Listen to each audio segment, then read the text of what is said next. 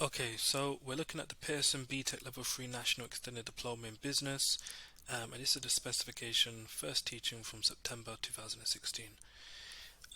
We're now looking at Unit 1 Learning Aim D, D2, so the second bullet point of D2. So this is part 2. In the first part we looked at influences on demand. This is the second part. We're now looking at influences on supply. So the availability of raw materials and labor, logistics, ability to produce profitably, competition for raw materials, and government support.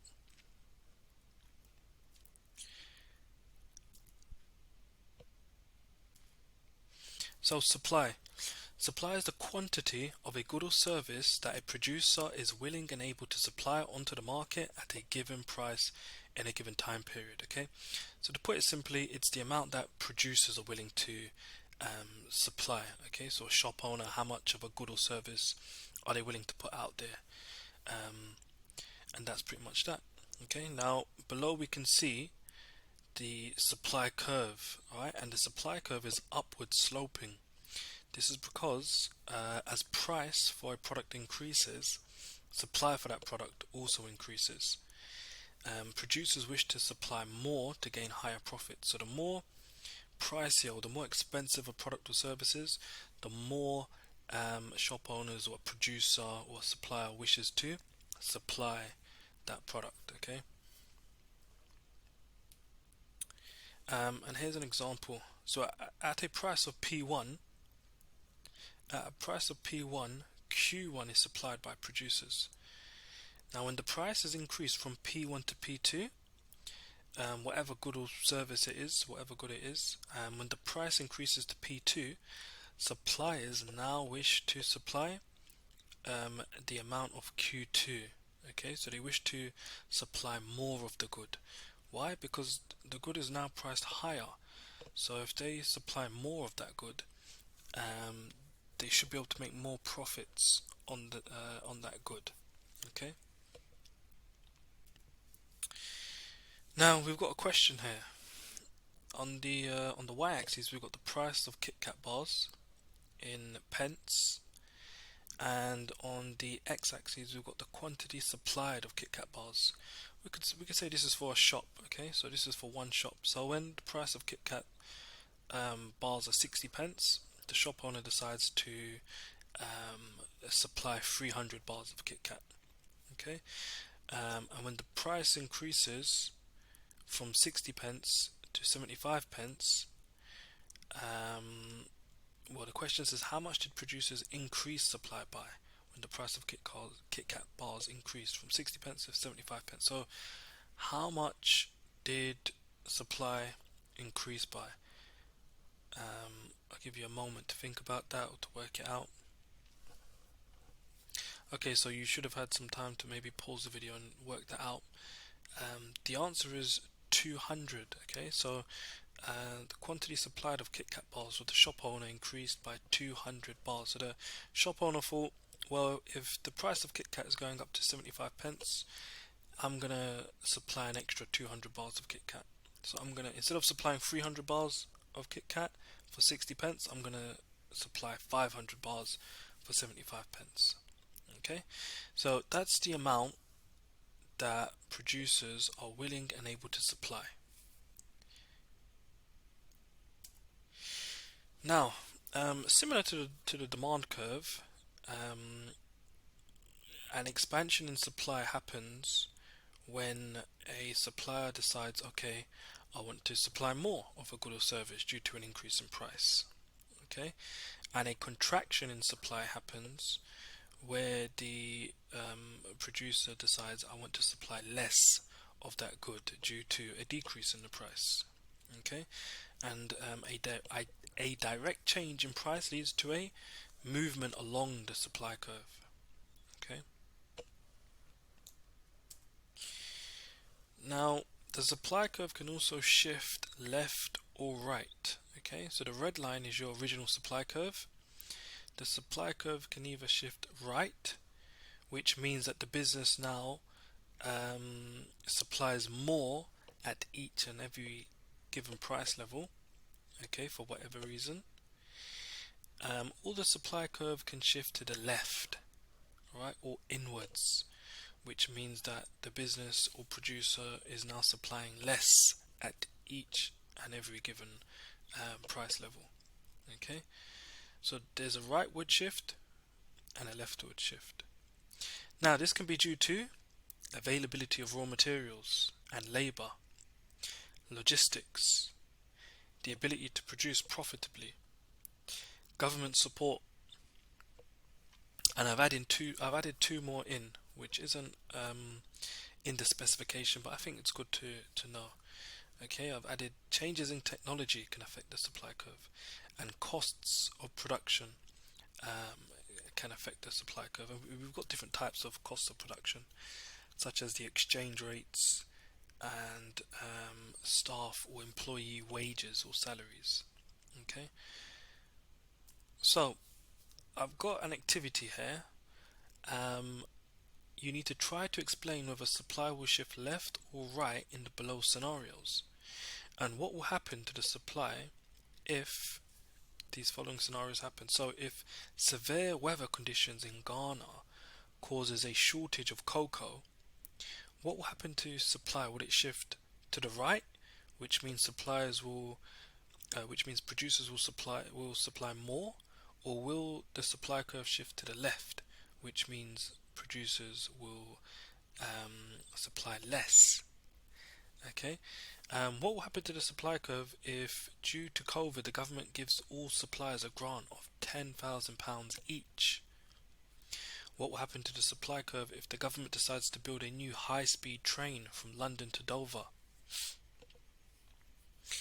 What will happen to the supply curve if the UK's exchange rate falls? For example, the pound becomes weaker against other international currencies. And lastly, what will happen to the supply curve if a new minimum wage is passed, increasing the national minimum wage from £8.72 per hour to £9 per hour? Okay, bear in mind that minimum wage is currently for those who are 25 and over. Okay, now you can pause the video, write down your answers, and the next slide isn't going to have the answers. The answers will be at the end of this video. Okay, so write down your answers now, and we'll check your answers at the end of the video. So pause the video. Okay, you should have paused the video and you should have had time to write down your answers. Let's go to the next slide now. Let's check out influences on supply. So the first influence on supply is availability of raw materials and labor. Okay, raw materials is what producers need to actually produce products. Okay, produce goods, the basic ingredients or necessities they need to create goods. And labor is your employees, your staff, your workers. So, if raw materials and labor are widespread and readily available, this should increase supply and shift supply to the right. Okay, it should shift the supply curve rightward. Okay, to the right or outwards. An example of raw materials being widespread is if there's great weather, it means crops will flourish or grow in abundance. So we've got so much crops, that should increase supply basically. Another example for labour that is when the UK joined the EU, there was an increase in labour as EU nationals migrated to the UK. So we had a lot of EU nationals coming to the UK looking for work, and this added to the UK's labour force. If we look at the fourth bullet point, if raw materials and labour are in short supply, then the supply curve will shift left or inwards, meaning that producers will be less willing to supply products at each and every price level. A drought may mean crops were destroyed and therefore a shortage. Okay, a shortage of raw materials. The UK now leaving the EU may mean many EU nationals will have to go back to their countries, thus reducing the availability of labour in the UK. Okay, and they're trying to just sort out some sort of method or solution or process of who can stay in the UK and who has to leave. There was word about they're having to be they having EU nationals having to earn around £30,000, and then they'll have to have show proof of that if they wish to stay in the UK to continue working. So that's quite interesting. It's quite surprising. We do have a lot of EU workers here, and how much do they earn? Are they earning 30,000? Are they earning less? These people have built homes here. They'll now have to be sent back to their countries because the UK is leaving the EU. So it's a very interesting time. Another influence on supply is logistics. So logistics is the complex organization of producing and delivering goods to customers. Okay, how does that good get created? How does it go from point A to point B to point C? How does it go from growing in a certain country, then being transported to the UK or wherever it gets transported to be manufactured, then getting transported to the UK or to customers? How does that whole process happen? That's what we mean by logistics. And one of the main parts of logistics is transport. Okay, so if there are great transport links, supply should shift to the right. Okay, more people should enter the market or industry and think, businesses as well producers should think we can supply more of this good or service because transport links are great. We should be able to deliver or move around these items quickly to customers. This means that planes, ships, trains, and trucks can transport goods and services easily, thus making it easier for producers to bring goods into the UK or to transport around the UK. And obviously, the opposite is true as well. If there are poor transport links, supply would shift to the left, okay, meaning that less will be supplied by producers. Another influence on supply is the ability to produce profitably. So if a business believes an industry or market is profitable, this should work as an incentive for producers to increase supply and therefore shift supply to the right. Alright, if they think that they're going to make a lot of money, then they should, logic states that they should produce more, okay, or supply more of the good. And again, the opposite is true. If they believe that they won't make a lot of profit, then they're going to supply less of the good, isn't it? Okay. Another major influence on supply is government support. Okay, government support, or just government influence, you could call it. Taxes cause an increase in production costs. Okay, so any form of taxes, like VAT, value-added tax, if that increases, then that adds on to a business's production costs. Okay, that means they have to pay more in the form of taxes. If tariffs increase, again, that's a tax that can increase production costs, and any other taxes involved. Okay, any duties. Now, if taxes increase, this adds into the costs of production, and this will cause a leftward shift in supply. This means that producers will want to supply less of the product or good. Subsidies, if you don't know what subsidies are a payment made from the government to businesses, okay, to lower their cost of production, alright, or to increase the amount that they produce. Okay, that's what a subsidy is. So a subsidy lowers a firm's production costs, leading to a rightward shift in supply. If a business has lower production costs, this should incentivize them to supply more of the good. Regulations increase production costs. Certain regulations may have to be followed, and this may increase the costs of a firm's production. It may increase the cost of financial costs. It may increase the costs in terms of time, and this will lead to a leftward shift in the supply curve. Okay. Now, in terms of subsidies, an example is seen in 2012 when the government announced considerable financial support for the UK supply chain to generate growth into the economy. Businesses which benefited included British Airways, Jaguar Land Rover, Sainsbury's, Marks and Spencer, O2 and many others.